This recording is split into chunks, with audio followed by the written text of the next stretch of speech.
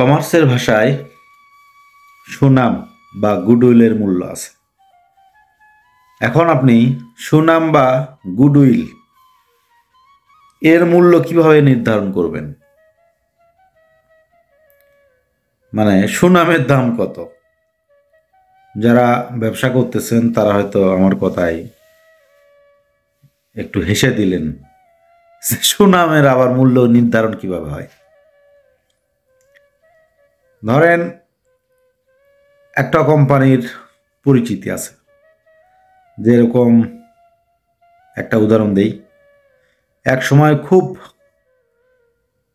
ভালোভাবে চলতো, সেটা হচ্ছে কিয়া কসমেটিক্সের পণ্য, কিয়া সাবান, কিয়া তেলকম পাউডার, কিয়া কিংবা আরও অন্যান্য কোম্পানি হতে পারে, আমি জাস্ট উদাহরণস্বরূপ করে বললাম, সো অ্যান্ড সো। এখন আপনার সেই কোম্পানিটা ধরেন আর চলতেছে না, কিন্তু ওটা মার্কেটে অনেকের কাছে পরিচিত। এখন ওই জিনিসটা আপনার যেহেতু আর চলতেছে না, ধরেন মালিক পক্ষ ভাবলো যে ওটা আমি বিক্রি করে দেব, পুরো লাইসেন্স সহ প্লাস নাম যে ব্র্যান্ড সেটা সহ বিক্রি করে দিব, সেটা অন্য কোনো মালিক পক্ষ চালাবে। তখন আপনি ভাবলেন যে ঠিক আছে, ওটা আমি নিব। আপনি গেলেন সরজমিনে, আপনার ওই যন্ত্রপাতিগুলো দেখলেন।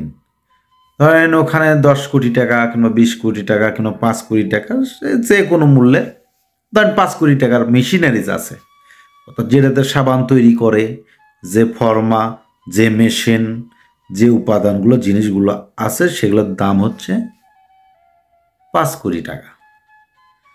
কিন্তু কোম্পানি আপনার থেকে দাবি করলো 10 কোটি টাকা। এখন কোম্পানিকে বললেন যে ভাই, আপনাদের তো জিনিসপত্রের যা আছে এগুলো তো দাম বাজার মূল্যে 5 কোটি টাকা। তখন উনি আপনাকে উত্তর দিল, আপনি নতুন একটা প্রোডাক্ট লঞ্চ করলে, মার্কেটে ছাড়লে, আপনার তো ধূপ করে বিক্রি হবে না।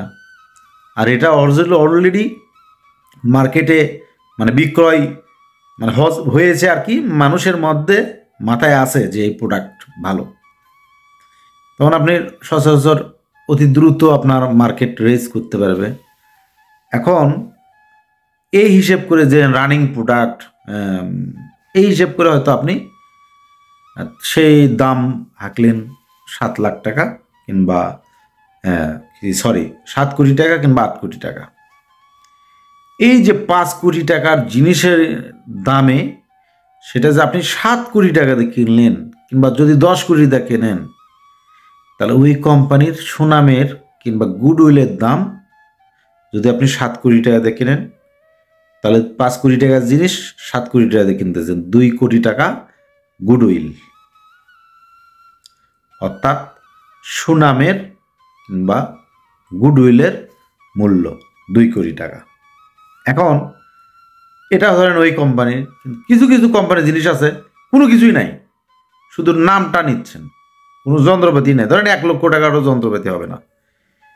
1 লক্ষ টাকার যন্ত্রপাতির দাম হবে না, কিন্তু আপনি সেটা আপনি 1 কোটি টাকা দিয়ে নিচ্ছেন, নিয়েই আপনার দেখা যাচ্ছে ব্যবসা শুরু করবেন। তখন ওই গুডউইলের দাম 99 লক্ষ টাকা, অর্থাৎ ওই 1 লক্ষ টাকা যন্ত্রপাতির দাম বাদ দিয়ে যা হবে সেটা হচ্ছে গুডউইলের দাম।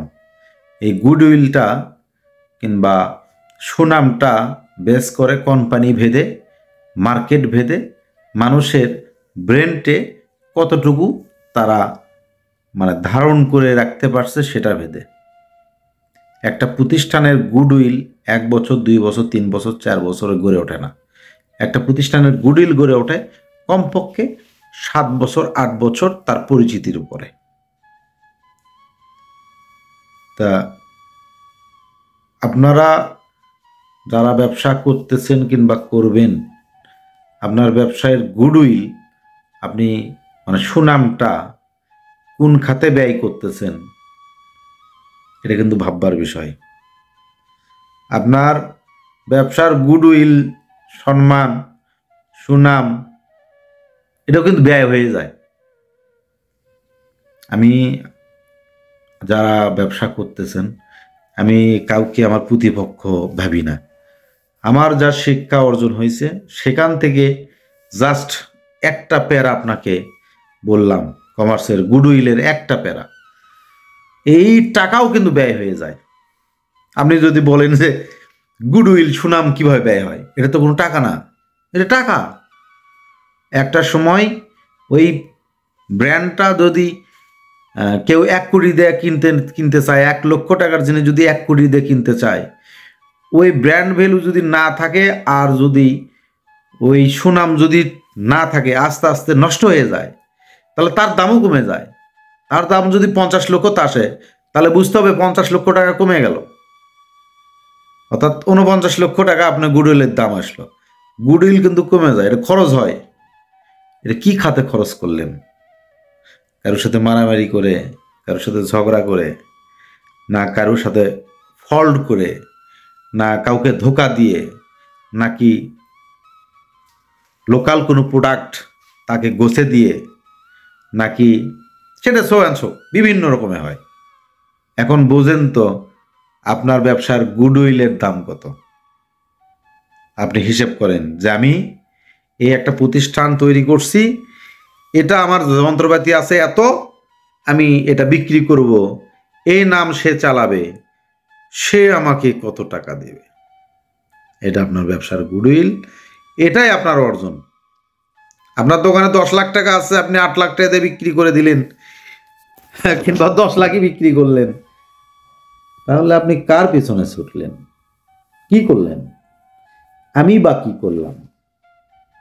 আমি যদি আমার প্রতিষ্ঠানের ব্র্যান্ড ভ্যালু দাঁড়ায়, আমার প্রোডাক্ট আছে 20 লাখ, আমি 20 লাখই বিক্রি করলাম, আমি যদি 21 লাখ বিক্রি করি, বুঝতে হবে যে আমার প্রতিষ্ঠানের ব্র্যান্ড ভ্যালু 1 লক্ষ টাকা।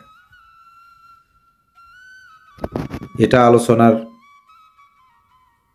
মানেটা বুঝে না দিলে বুঝতে পারবেন না। আমার ফেসবুক ফ্রেন্ড যারা আছেন, তারা আমার মানে অনেকেই জ্ঞানী আছে, বাট যাদের উদ্দেশ্যে ভিডিও করা, তারা হয়তো বুঝতে পারবেন না আমার কথার মানেটা হচ্ছে, খাস বাংলায় বলে দিই,